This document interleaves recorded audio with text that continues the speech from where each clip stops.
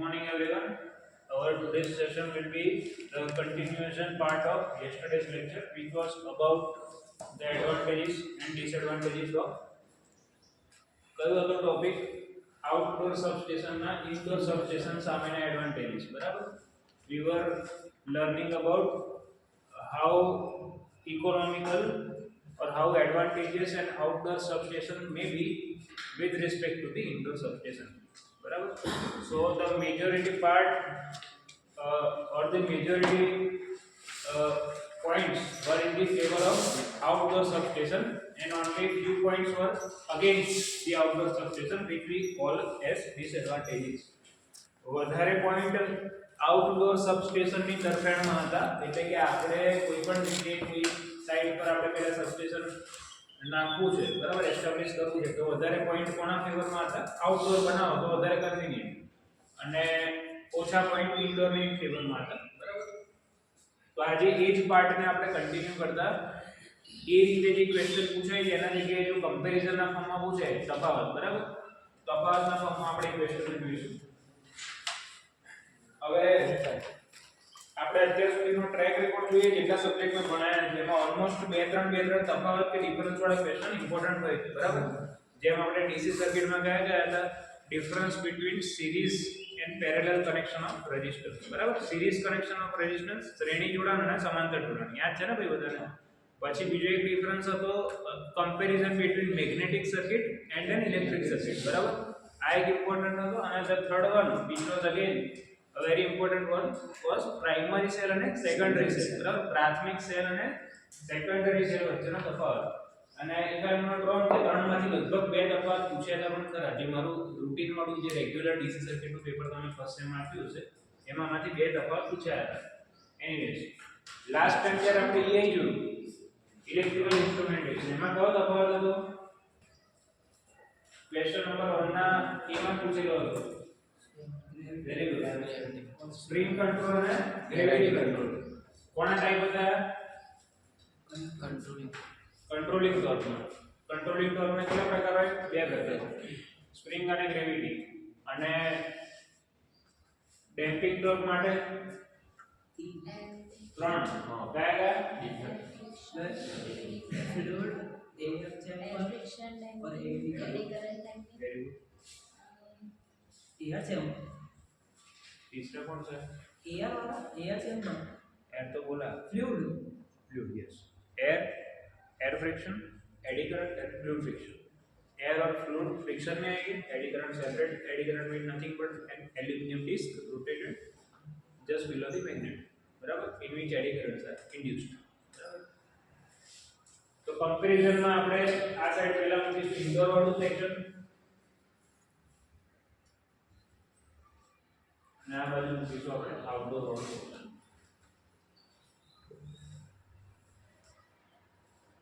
Substation ને આપણે short form હંમેશા SS કહીએ છીએ. એટલે જેટલી પણ મારો આ સબ્જેક્ટનો બોર્ડ પર S/S લખું ત્યારે તમારે સમજી જવાનું કે I am talking about a substation.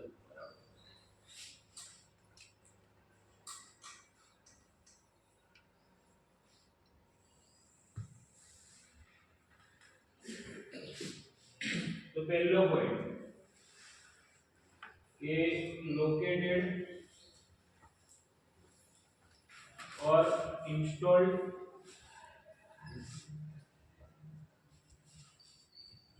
inside a building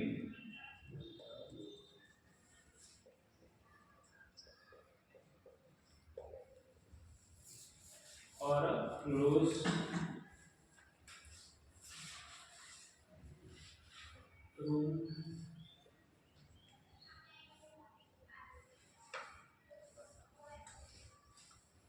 બરાબર. કૌંસમાં ક્લોઝ રૂમ તમારા સમજણ માટે લખ્યું છે. Located in a building. એક બિલ્ડિંગ બનાવી દીધી. સપોઝ આ રૂમ છે, આ રૂમના 4 ગણા રૂમ થાય એટલો મોટો રૂમ બનાવ્યો હોય. જો નીચે વર્કશોપ છે તમારો, જો કે એટલો મોટો ના હોય, એ વર્કશોપનો તમે 1/3 કે 1/4 ભાગ કરી દો 1/4 એટલે એક રૂમ તમે બનાવ્યો બરાબર. એ રૂમની અંદર આપણે સબસ્ટેશનના જે ઇક્વિપમેન્ટ છે બધાને ઇન્સ્ટોલ કરવાના છે. ભાઈ કયા ઇક્વિપમેન્ટ આવે સબસ્ટેશનમાં? પ્રીવિયસલી પણ આપણે ચર્ચા થઈ છે. which are the major components a substation carries?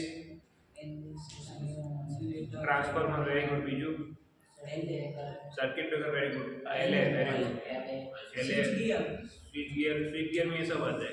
Switch gear is a holistic word used for each individual term. When they are collected collectively we can say a switch gear. Suppose it is a classroom, but classroom consists of benches, board, duster, chalk, pen, some windows. So collectively we call it a classroom. But if we go deep inside, there are these individual items. In the same way, switchgear is a collective form used for the entire group of equipments, बराबर, which are used in substation. Suppose transformer, LA, CT, PT, circuit breaker, isolators, earthing switch, બરાબર. આ બધું મળીને જે ભેગું થાય ત્યારે switch gear તમે કહો એને, બરાબર. ટ્રાન્સફોર્મરને જો સાઈડ પર હટાવી લઈએ અને આ બધું રાખીએ તો સ્વિચ ગિયરનું મોટાભાગે આ બધામાં કવર થાય, બરાબર. Transformer is a one kind of electric machine, so we should keep it aside. Located or installed inside a building. सामने outdoor substation. Located or installed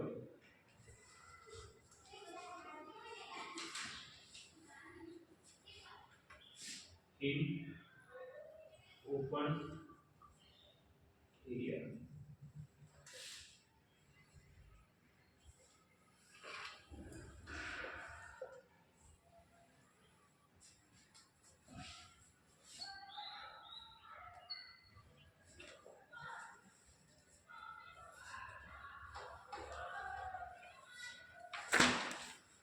पहलो पॉइंट आटलो तो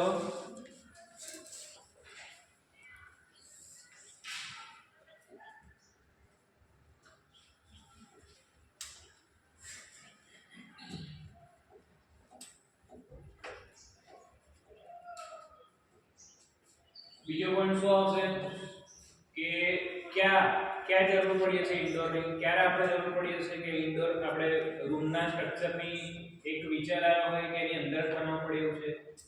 depends on the particular atmospheric condition of a individual area, બરાબર.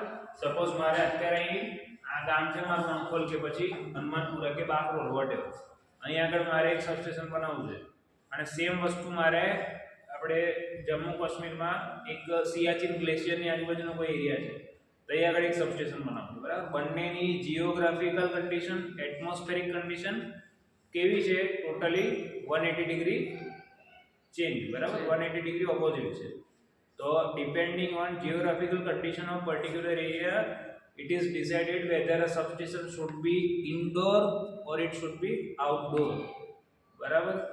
Same વસ્તુ સમુદ્ર કિનારાના જેટલા પણ વિસ્તારો છે ત્યાંના વાતાવરણમાં જે ખારાશનું પ્રમાણ હોય, બરાબર, સોલ્ટ, હ્યુમિડ કન્ડિશન એ બધી કેવી હોય, વધારે હોય.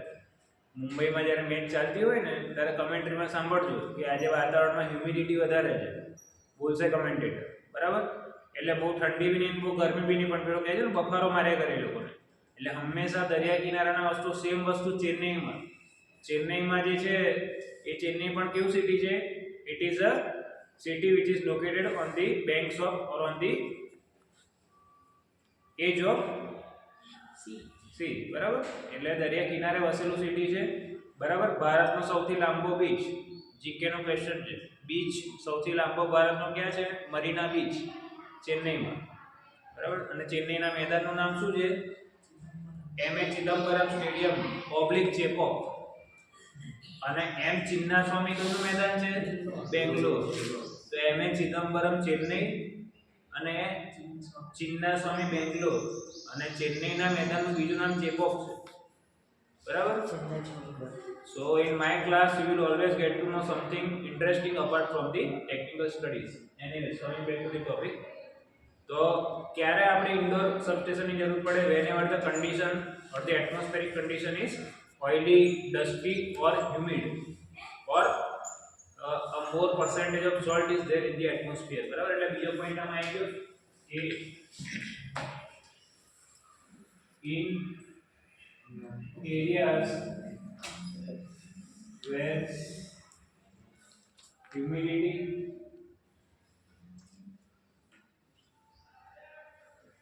oil,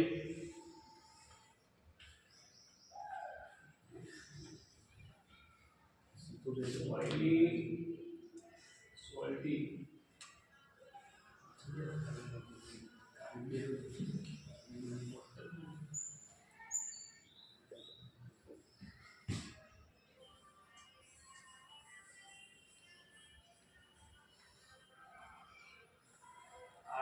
more prevalent.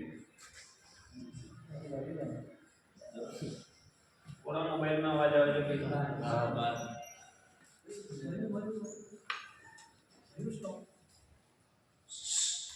મોબાઈલમાં અને પબ્લિકમાં લખી દીધું ડસ્ટી એક રહી મારે લખવાનું ડસ્ટી એટલે કે ધૂળિયું વાતાવરણ બરાબર આ પ્રકારની કન્ડિશન્સ આર મોર પ્રિવિલેન્ટ એટલે વધારે હાવી હોય અથવા વધારે અનુભવાય મોર પ્રિવિલેન્ટ then this type of SS is used. So this is commission. શબ્દો જોજો તમે શબ્દ ભંડોળ બે વખત મારી દો શબ્દ ભંડોળ કેવો હોવો જોઈએ વોકેબ્યુલરી આપણી એક કરતા મલ્ટીપલ વર્ડ આપણને બોલતા હોવા જોઈએ ટેકનિકલમાં અત્યારે એમ લખી દઉં SS is used તો used બહુ કોમન શબ્દ લાગે કમિશન એટલે તમે કમિશન કર્યો આખો પ્લાન્ટ બરાબર એટલે તમારા ઇન્ટરવ્યુ માટે આ વસ્તુ બહુ જ ઇમ્પોર્ટન્ટ છે કાલે ઉઠીને તમે કંપનીમાં જશો રિલેક્સ આવશે આપણે તે કેમ્પસ માટે તમે એક જવાબ આપી રહ્યા છો એ જવાબને અલગ અલગ માણસ અલગ અલગ રીતે રજૂ કરી રીતે કરે છે એના પર બી બહુ મોટો મદાર હોય છે કે તમે સિલેક્ટ થાવ છો કે નથી બરાબર અત્યારે ભલે તમને કદાચ આનું ઇમ્પોર્ટન્સ સમજે ના સમજે આવતીકાલે તમે પ્રોફેશનલ બનશો તમને ખ્યાલ આવશે કે શું ઇમ્પોર્ટન્સ છે બધી અને આમાં શું આવશે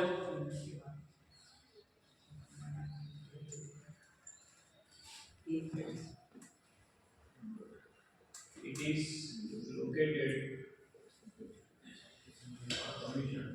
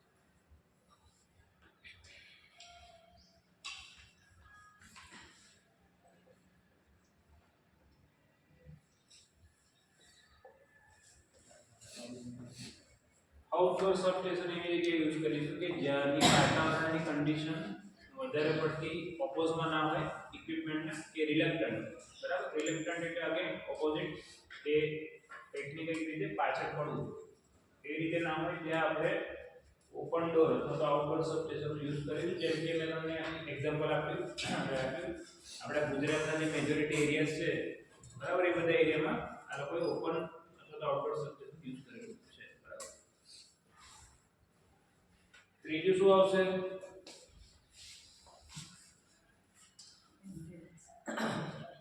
cost of installing switch gear is more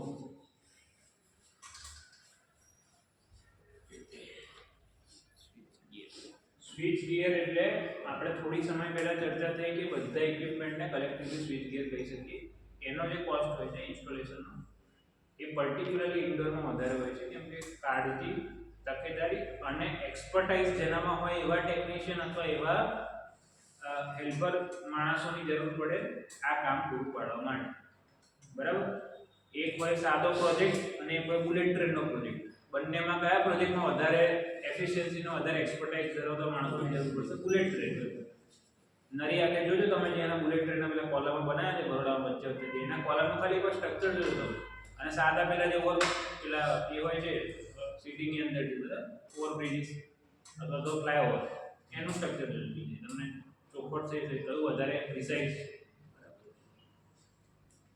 cost of installing switch gear is more in case of indoor and cost of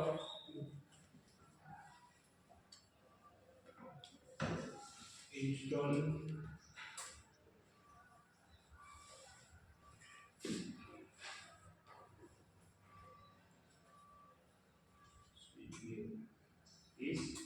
relatively less.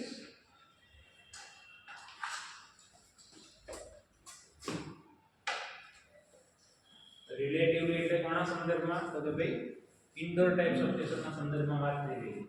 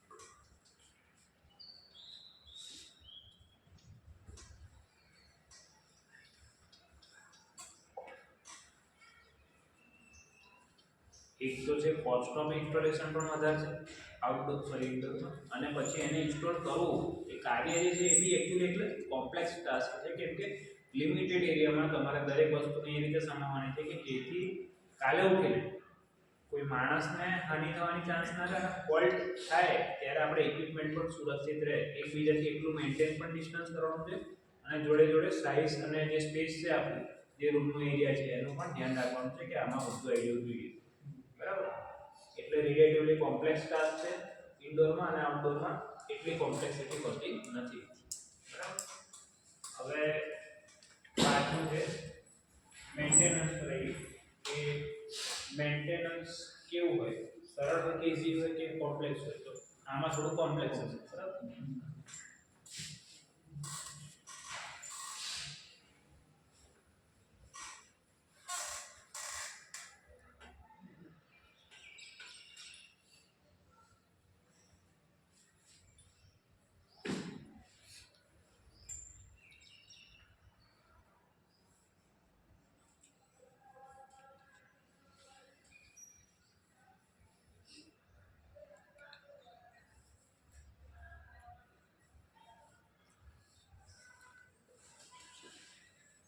It's more difficult.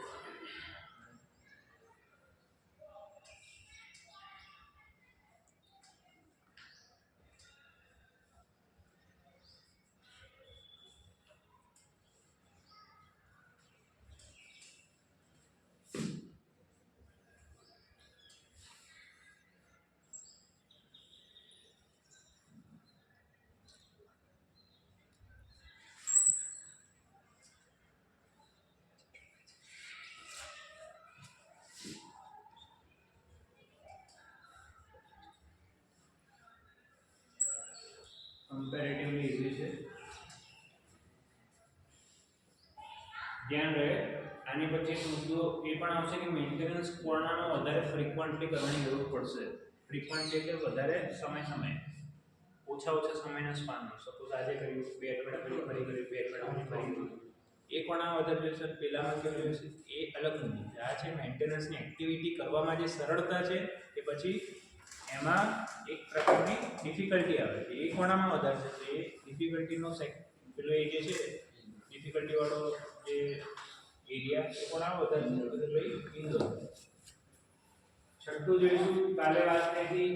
બરાબર? One of our students yesterday responded that the fault location activity is more difficult in case of indoor substation. ગઈકાલે આપણા વિદ્યાર્થીઓના જે વિદ્યાર્થીએ સરસ જવાબ આપેલો એના વિશે ફોલ્ટ લોકેશનનું જે કામ છે ઇન્ડોરમાં થોડું વધારે અઘરું, આઉટડોરમાં સરળ. કેમ અઘરું છે ભાઈ? બધું જોઈન્ટ એકદમ નજીક કોમ્પેક્ટ એરિયામાં હશે એટલે તમારે વ્યવસ્થિત રીતે એને શોધવું પડશે. બરાબર? જે કનેક્શન્સ ઇન્ટરકનેક્શન્સ કરેલા હશે એ કેવા હશે થોડા નિયર બાય હશે પેલામાં બધું છૂટું હોય નેટવર્ક આપણું સ્પ્રેડ થઈ જાય તો આપણે થોડું ઇઝીલી લોકેટ કરી શકીએ બરાબર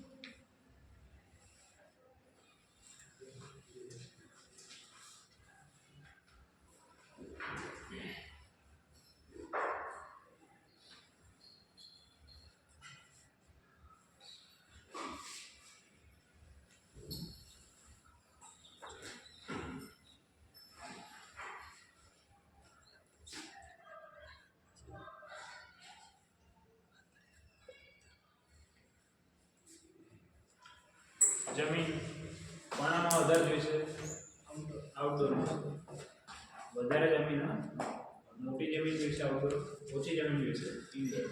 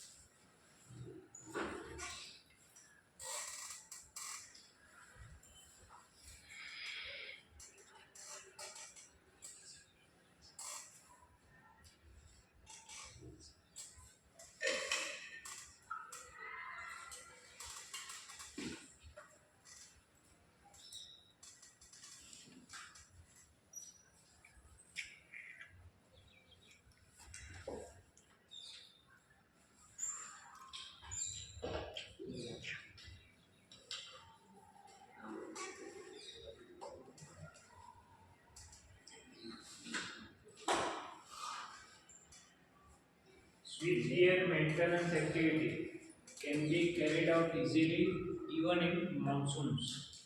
ચોમાસામાં પણ સ્વિચ ગિયર નું મેન્ટેનન્સ જે કરવું હોય આપણે કારણ કે રૂમની અંદર છે બધા સ્વિચ ગિયર એટલે મેન્ટેનન્સ આપણે સરળતાથી કરી શકીએ છીએ in case of indoor substation. Whereas in case of your outdoor substation the same task becomes either impossible or a task with more difficulties. You have to wait for the rain to stop or you have to wait for the clear sunny day. બરાબર તમારે weather પર forecast પર depend રહેવું પડે કે આજે સની છે mix છે રેની છે કેવું વાતાવરણ રહેવાનું છે એના અનુસંધાને હું મેન્ટેનન્સનું કામ કરું કે નહીં એ નક્કી થાય બરાબર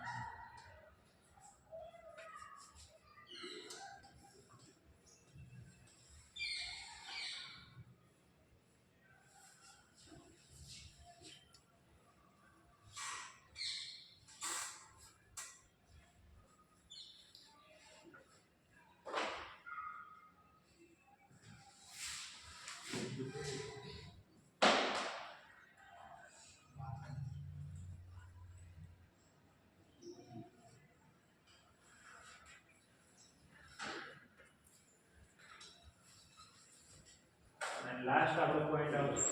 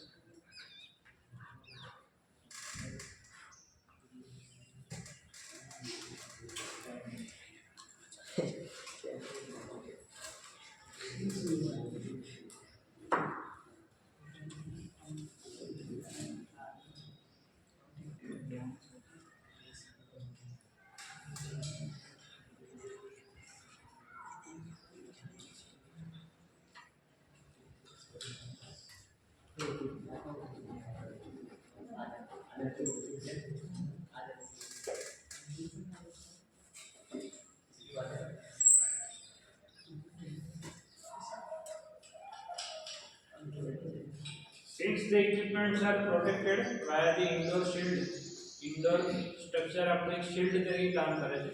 તો અંદરના જે પણ equipment છે સ્વિચ ગિયરના એ બધા બહારની એરમાં રહેલી ધૂળ, એરમાં રહેલું ઓઇલનું જે ટેક્સચર છે બરાબર, ઓઇલી એટમોસ્ફિયર એ બધાના મારાથી સુરક્ષિત છે. તો આપણે બારે ઘડીએ દર 2 દિવસે એને maintenance in the sense of એને ક્લીન કરવાની જરૂર પડતી નથી આઉટર સરફેસને. ક્લીનિંગની જરૂર કેમ ખાસ પડે ગઈકાલે પણ મેં કીધું જે બુશિંગનો પાર્ટ હોય બરાબર, જે કોફી કલરના ઇન્સ્યુલેશનનો જેટલા બી એલએમાં હોય, સીટીપીટીમાં હોય, પછી તમારા ટ્રાન્સફોર્મરમાં જેટલો ઓઇલ અને ડસ્ટ ઉપર સરફેસ પર આવશે એટલું જલ્દી ફ્લેશ ઓવર થવાના ચાન્સ વધતા હશે over the period of time. અને insulation is the second most highest cost consideration in the electric network after conductor. બરાબર, કંડક્ટરનો કોસ્ટ સૌથી વધુ અને એની પછી કોનું નામ આવે તો ભાઈ ઇન્સ્યુલેશન. આ જેટલા પણ થાંભલામાં જે ડિસ્કો લટકતી હોય છે 6 6 8 8 12 એ બધી ડિસ્કોના તમે પ્રાઇસ સાંભળજો કોઈ દિવસ તમને ખબર પડે કે ઇન્સ્યુલેશન પર કોસ્ટ કેટલો થાય બરાબર. અને આમાં આવશે કે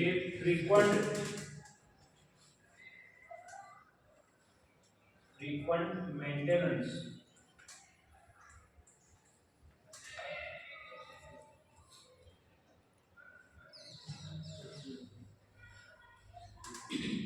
is required in order to clean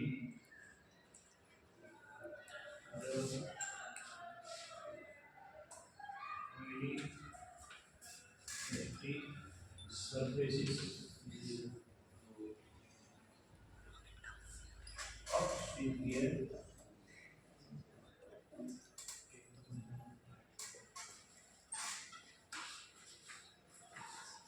frequent મેન્ટેનન્સની જરૂર પડે છે શેમાં? Outdoor type સબસ્ટેશનમાં.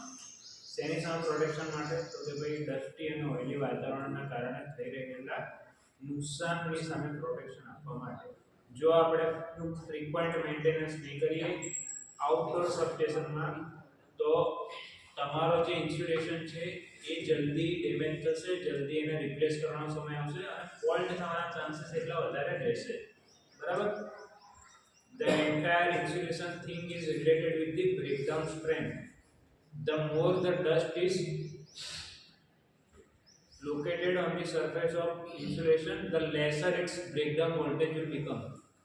The breakdown voltage should be of standard level by the time it get reduced. but the speed of reduction becomes faster when your surface is coated with the oily or dusty particles. બરાબર? એટલે breakdown voltage જે છે એ જેટલું ઓછું થાય એટલું જલ્દી એ fault પકડી લેશે. ખબર છે ને બ્રેકડાઉન વોલ્ટેજ શું કહેવાય? કે the amount of voltage that can be sustained between two surfaces without breaking the air in between them. જે વચ્ચેનું લેયર હોય એને બ્રેક કર્યા વગર સ્પાર્ક થયા વગર બંનેમાંથી સપ્લાય અથવા તો બંને કરંટને કેરી કરી રહી હોય વિધાઉટ સ્પાર્કિંગ ઇન બિટવીન. બરાબર? એ એની બ્રેકડાઉન સ્ટ્રેન્થ. અને આઈડિયલ બ્રેકડાઉન સ્ટ્રેન્થ એરની કેટલી છે? 30 kV per centimeter. Breakdown strength of air.